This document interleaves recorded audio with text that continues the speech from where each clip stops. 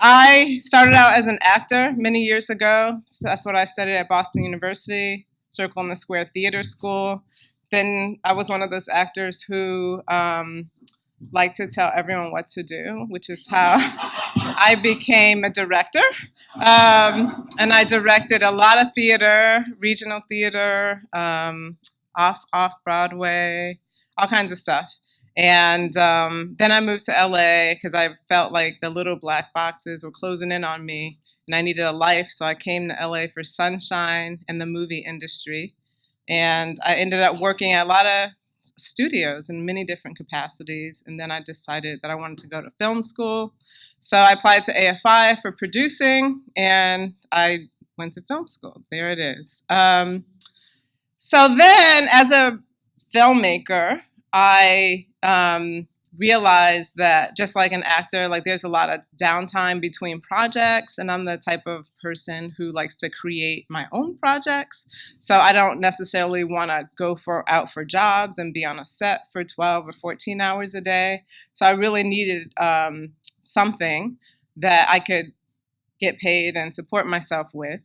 And I found out about this training program. And I applied, and it was a good year for me because I got in. I think like 200 people applied that year. I don't know if it's still that competitive, but I felt really grateful that I was chosen. And Leonardo was my teacher, and he was wonderful. And he taught me everything I needed to know to fill out the grant application that I found out right after I finished that program, like a week later. And then I went to the application and it was 75 pages. And I said, I'm not doing that. That is crazy because that's not who I am. And so there are two other people in the program with me, Sierra Payton, who's an actress, and Ariane, who was the first person in the video of alumni. And we got together and said, let's put our heads together and do this application together because each of us had our own program. So we met at my house, at my dining room table. We sat around. We had papers all over the place. We were just trying to figure out the details of it. It was a lot of work. They both had experience as teaching artists. One had gotten her master's in being a teaching artist, and the other had her own program, but I hadn't.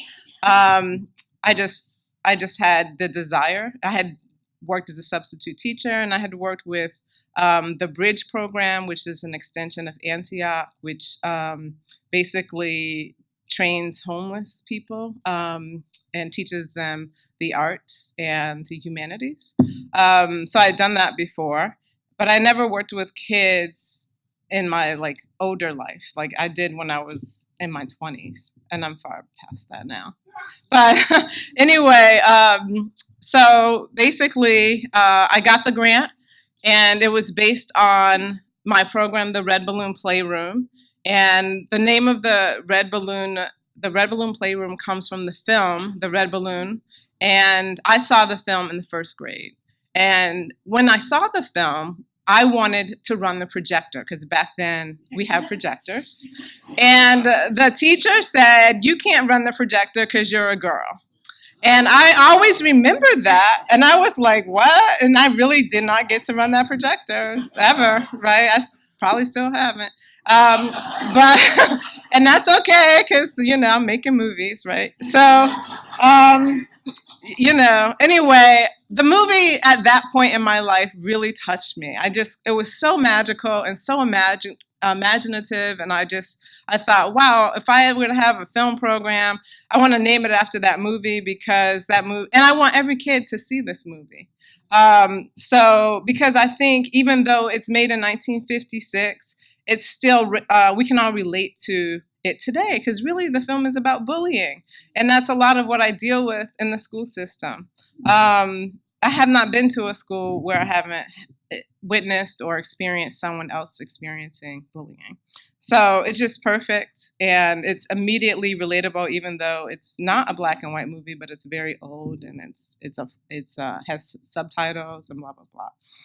Anyway, I got the grant. The grant is for 5 years, but it doesn't work like they give you a lump of money, here you go. It's every semester they have a list of schools, and there are 40 other arts partners in this that also have access to this grant.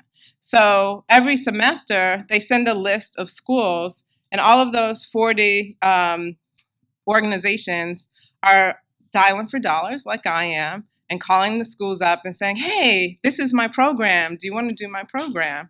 And so I've been lucky. So it is a sales job. And luckily, I did a lot of telemarketing when I was in the theater. Uh, every little job helps you.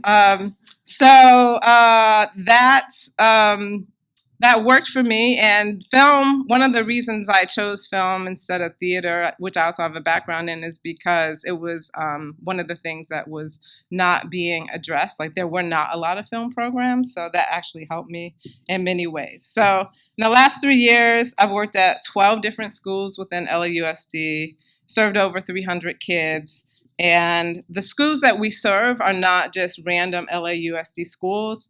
They're on there's an arts index which goes from 0 to 5. 0 means there's absolutely no arts in the school, and 5 means satisfactory. It doesn't mean it's great, it just means, and that's the highest. So the schools that I go into are between 0 and 1. So the kids have not necessarily they may have had some in elementary school, maybe not. I most likely not, because they're coming from the same like low income background. So it's been interesting. So together, myself, Ernie Silva is another one of my teaching artists. He has a master's in solo performance from USC, and Sierra's a teaching artist, and Brenda Banta. And I also have a DP that comes in sometimes to shoot. But over the past 3 years, we've made 20 films. And 4 of them you'll see today. They're very short. They're like 3 to 4 minutes. But we actually go into the school for 12 weeks. And in that 12 weeks, it's really 12 hours, essentially, broken down over 12 weeks. Because each school has 2 groups of 12, and I spend 1 hour with each group of 12. So in that time, basically, we watch the red balloon, we break it down so they learn all the elements of film and storytelling. Who's the character, what's the conflict, climax, all that stuff. And then we start talking about what's on their minds, basically. And it's not that easy. So what I really thought my job was that of a teaching artist, but I gave myself a new title. And it is facilitator of fear into transformation. Because basically what I'm doing every day is teaching kids to be brave and to be fearless. And so as many of you know, the creative process requires vulnerability and creativity and courageousness. And a lot of these kids haven't been exposed to the arts, which means they may not have been exposed to sharing their feelings, or talking about things that they like or dislike. And the one thing that I did learn about fear, and I continue to learn, is that it's diverse. It comes in many shapes and sizes, and you may not even recognize it until it pops up. So I'm going to give you a few examples of this. My first example is my first school. It was on my first semester, I did 3 schools. And the first one that I was very excited about, because I had 2 girl groups, was Carver Middle School. And at the beginning, I was really convinced that I could handle any kind of student. I grew up in Hartford, Connecticut. I grew up in an inner city school. Weaver High School was known as like the worst school in the city at the time. And so I was like, yeah, I can do it, whatever. You got problem kids, I'll take them. You have cutters, I'll take them. So that's what I ended up with. And in retrospect, I may not have been the most equipped to handle that, to be honest, but I gave it my best. But here's what happened. Sorry. My group was set up so that kids would journal about their thoughts and share their experiences and find similarities in their stories. But my first semester, 2 of my 3 schools accomplished this, like hands down. No problem. But Carver, it was not like that, because the girls were afraid that if they shared, then they would be vulnerable to bullying or to retaliation or something, you know. So there was a lot of fear, and it came out in different ways. And I'm not going to go into that, but trust me when I say, at that time I had 4 teaching artists, and the school wasn't. They had never had a group in, so the counselor would find random girls in the hallway and throw them in my room. So my 12 one day became 21 girls randomly, and they didn't know what they were doing, and we really tried our best. So by week 7 is when my other school's scripts were done, and they had shared and they had storytelling, but at this school we weren't able. The kids never really got to that place. We just really had to let everything go, and I had to let my intention go of, we're going to do a narrative film and kind of come up with what's going to work. Like, what can we do to make them feel successful? So we relied on Maya Angelou. Basically, we got some of her poems. We got the kids to read them. They started fighting over lines, which was miraculous. And they learned their lines. At that point, I had a DP. He came in and he shot 2 films. And I'm going to show you one of them actually right now.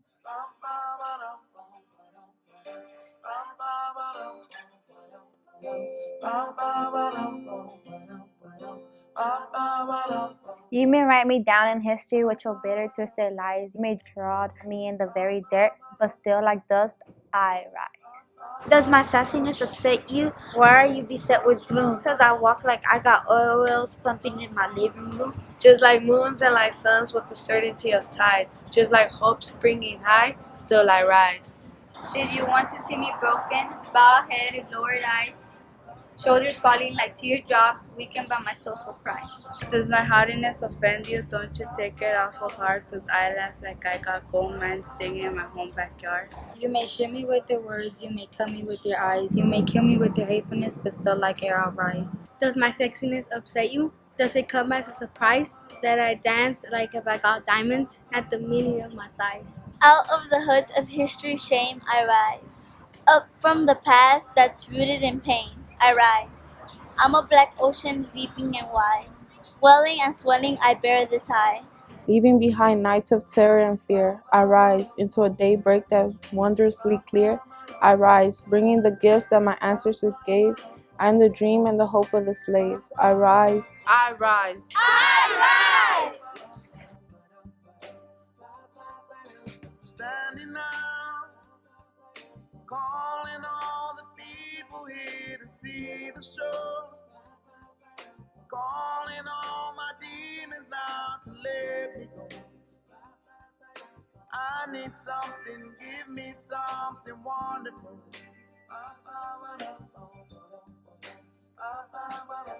I believe she won't take me somewhere.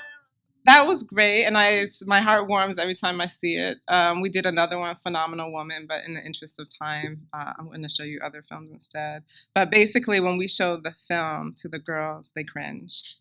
They pointed out how ugly they were, how their clothes. So we had to just show it 3 or 4 times in a row so that they could actually start to see the beauty and their success. And that happened, but it took a while. And but what happened? So that the transformation did happen. That they were like, "Wow, we did that," you know, and it gave them something to be proud of. And then they had they had another aha moment, which comes after them seeing one of the films that one of my other schools did, which I'm going to show you right now. There was once a kid named Squeaky who was always getting bullied. His knee was fake, a noise it would make, and that's where he got his namesake.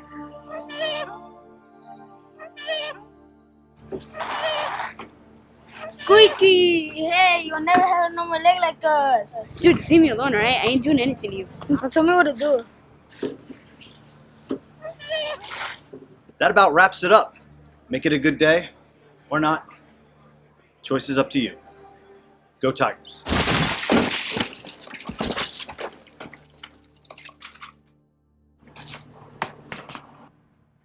Somebody get some help!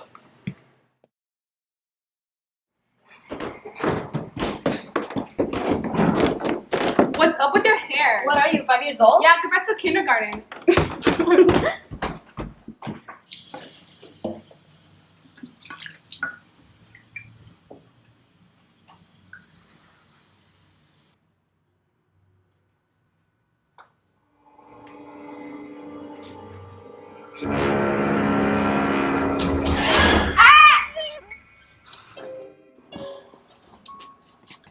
Serious. Oh,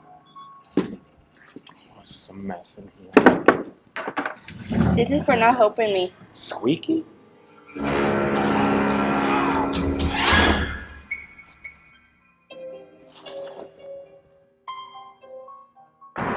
hear what happened to the janitor? Yeah, that's crazy. I gotta go to the restroom. See you later.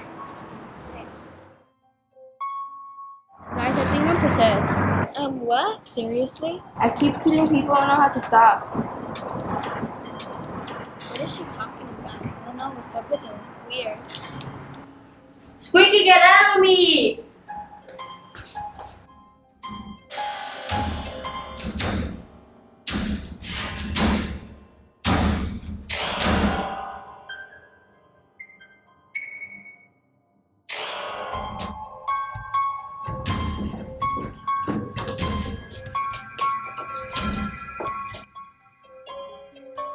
I'm back.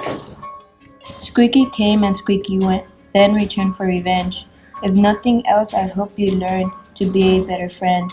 Be kind, be open, be fair, be sweet. He's watching out for bullies you see, around the corner and in the mirror. If you are mean, you'll hear his knee, so never bully again.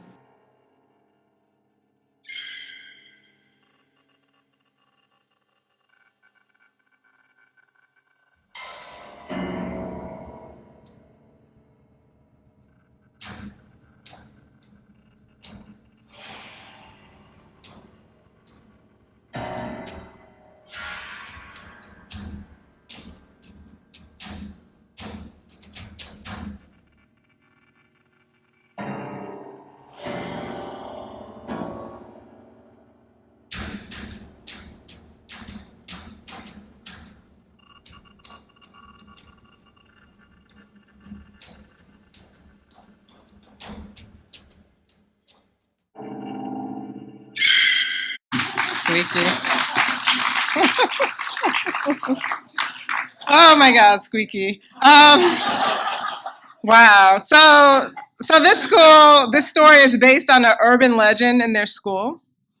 So they wanted to make a movie out of the urban legend, and I was like, okay. So when the girls from the Carver saw this movie, they were like, why didn't we make a movie? Like, that's the kind of movie we wanted to make. And I was like, well, we didn't do the work, right? Like, we didn't do the journaling, and you didn't want to share. Well, if you had told us that we were going to make a movie, and I was like, well, I did tell you, blah, blah, blah. So anyway, it was great for them. That was a great experience that they saw this and was inspired by it, and also inspired by their own work. So luckily, my grant doesn't always land me at the same school every semester. I have no control of that. But luckily, I was able to go back to that school the next semester, and they did do their narrative film, and they did a great job. I'm not going to show it. But no, I have some other things. But if you want to see any of them, you can go to the website, redballoonplayroom.com. They're all there. So great. So my next school was that I want to talk about today is Boyle Heights STEM Academy. Now, Boyle Heights STEM Academy is really cool. I never worked at a STEM school before. This one has a very popular robotics team, and they actually win national championships. And their robotics team is actually funded by the singer will.i.am. So the whole school is like really supportive to their kids. And even though all the kids who go there, because it's a charter school, they don't all want to be in robotics. Some of their parents forced them to go there.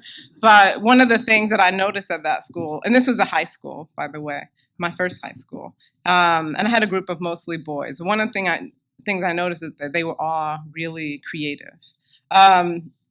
And when I have high schoolers, it's different from middle school. In middle school, we write the film, we write it on the board, we share ideas. But with high schoolers, we talk about the elements of film, and then we go in and they have a choice. They can write their own 3 to 4 minute film, or they can team up with someone else, a partner or a team.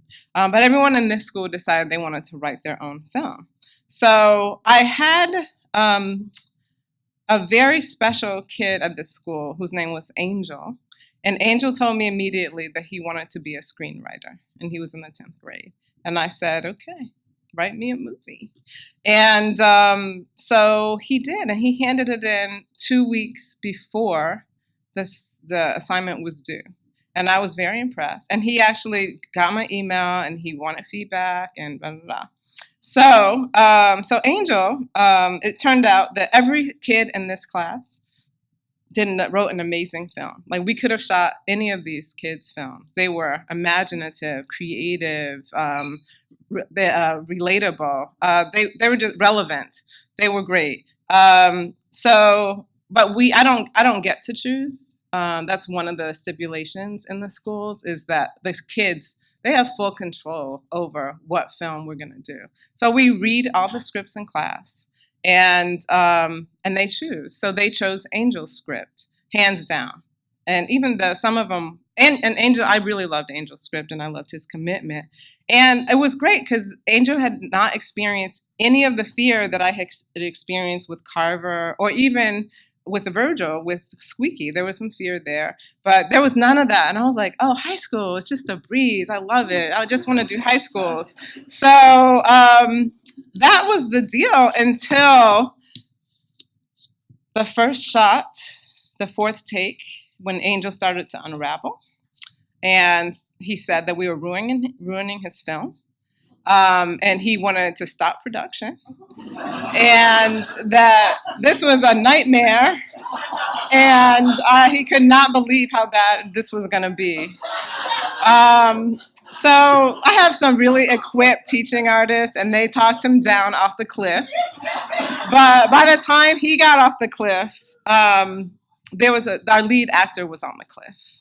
And he had been chosen unanimously to be the lead actor for this film. And the pressure was too much, right? Just like, kids don't know that, like, when you have to do 4 or 5 takes of the same thing, that's a lot of pressure for a kid that doesn't know, hasn't been exposed to the film industry, wants to feel like they're doing it right all the time, especially a cool, good-looking kid, right? So our shoots are 3 hours. So we shoot everything in 3 hours because that's all the time the school will give us, because we usually have 2 groups for school. That's half the day. We have 2 films we shoot. So the first 3 hours and the second 3 hours. So after the first hour, our lead actor basically he wanted to leave. He said he was leaving. And we were like, you can't leave. You are the lead guy. And he was like, no, I have a job interview. I'm going to go. So I had to rally, and this is where the relationships with the teachers and the staff that they were talking about earlier, this is where this comes in handy, because the teachers are like, you can't leave, you made a commitment. And then the principal got involved. We had to call his dad, because this is how bad it was. He was going to leave. And they talked him down, but he was mad. He was not happy with me. And that's okay. I can have kids mad at me, because I know what's going to come out on the other side, right? So he stayed against his will.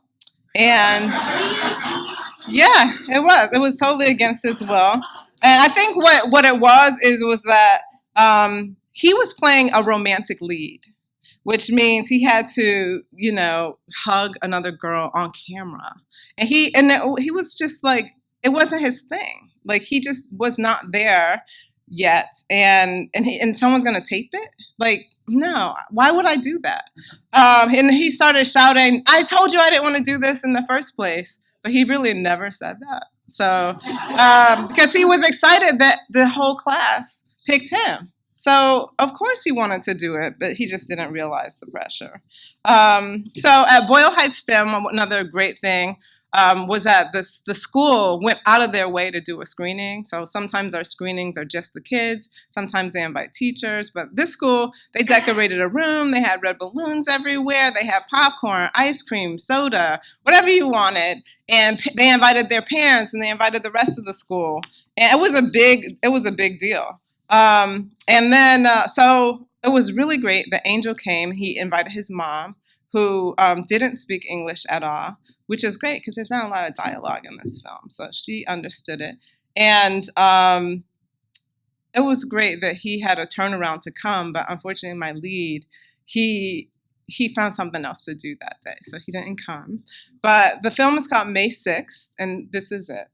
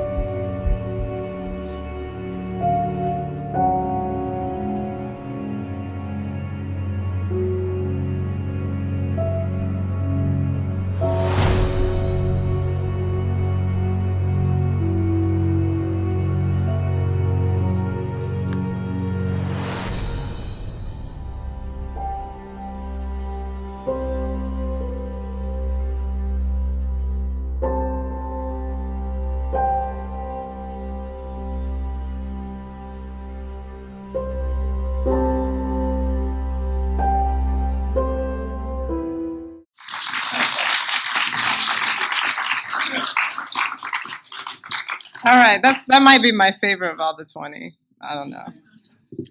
Anyway, so that is Boyle Heights STEM. So when I finished Boyle Heights STEM, I was like, I got this. I've experienced fear. I know how to deal with fear. It's great. Da da da.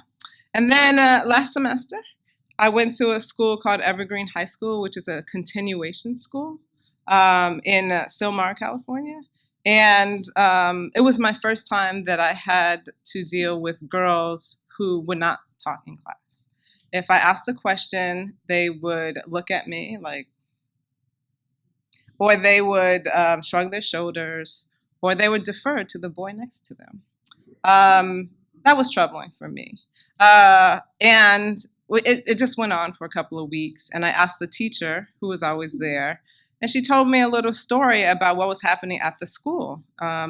Basically, the boyfriends of the girls told them not to talk when they weren't around. And it got so bad that the principal had to get involved and with this one kid. And so the principal goes to this kid and says, hey, you know, this is a problem.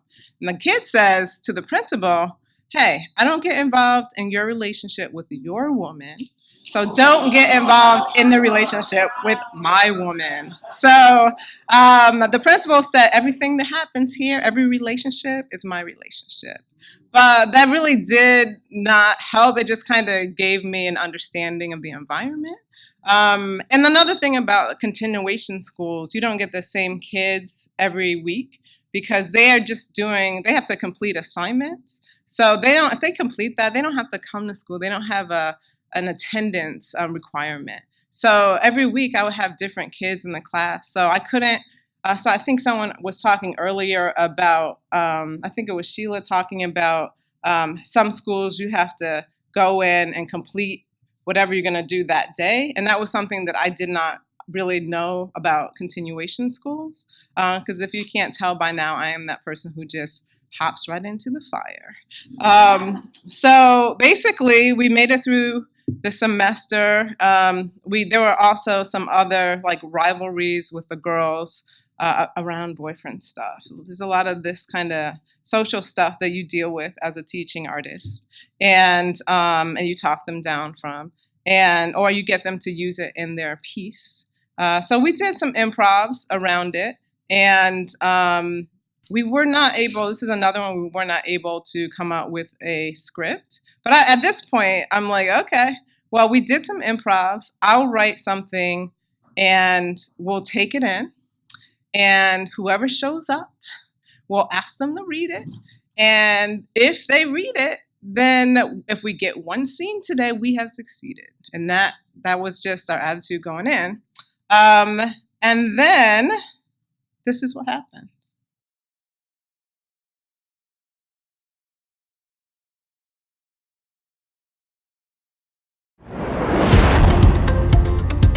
Fellas, have you ever experienced this? Would you go out with me tonight? No. What if I bought you this bag? It's not expensive enough. What if I bought you this wallet? No, bro, you don't get it. You don't have no money. You're out of my league. Unrealistic expectations, gold digger tendencies. You see what I'm talking about? Well, I've got the solution for you. Try Clarté Cologne, the aroma that brings a girl to her senses. He needs to be extremely wealthy, super insecure, so I can have him on the tip of my hands. Intelligence doesn't matter. It only matters to have him right here. Hi, would you like to go on a date? I would actually love to. I'm gonna be straight up. We're gonna Dutch. I'm broke. It's okay, the money doesn't matter. It's all what is in your heart. Now that's what I'm talking about. So what did you think of that? I'm impressed. Wow. Get your bottle of Clarté today at Target for only $5.99. A little goes a long way.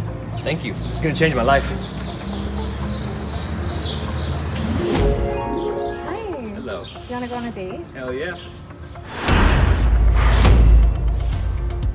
This cologne is intended for external use only. Adverse effects such as vomiting, nausea, stomach problems will occur if swallowed. Use a minimal dose to avoid excessive bitterness when dating still does not go your way. Can be used in the morning or evening, but not both. Do not use while driving as it may cause accident. Do not use in a public place as risk of over-attraction will occur.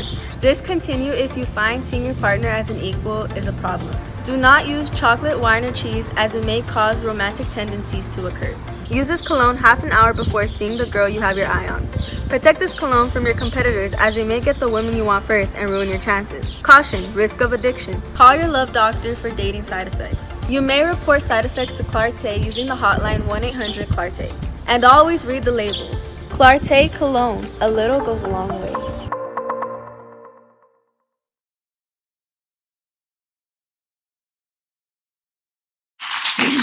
So as you can see what happened that day was miraculous. The girl who came in second, who went on the second, who asked the guy out, she wanted to be the lead. She had talked about being the lead of whatever we did, but she came late to school that day. So she lost the lead to her arch enemy. And she learned a lot that day. That was like her biggest lesson. Like, she learned to be on time. And she went back to her teacher and said, I learned to be on time, like, if I want to take things here. And it was great. It was a great lesson. And the girl who was the lead, I had never heard her speak before.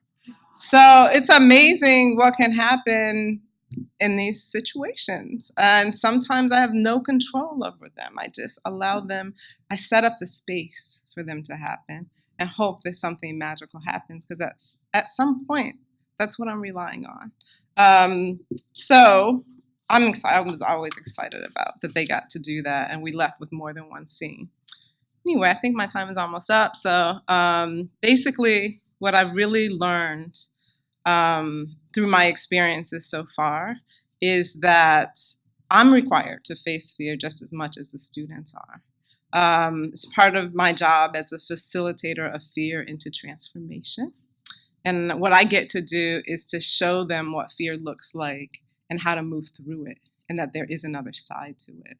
So in facing my fears and facilitating the fears of others, I rely on the words of Rumi. He says, the wound is a place where light enters you. And I will add, and where transformation begins. So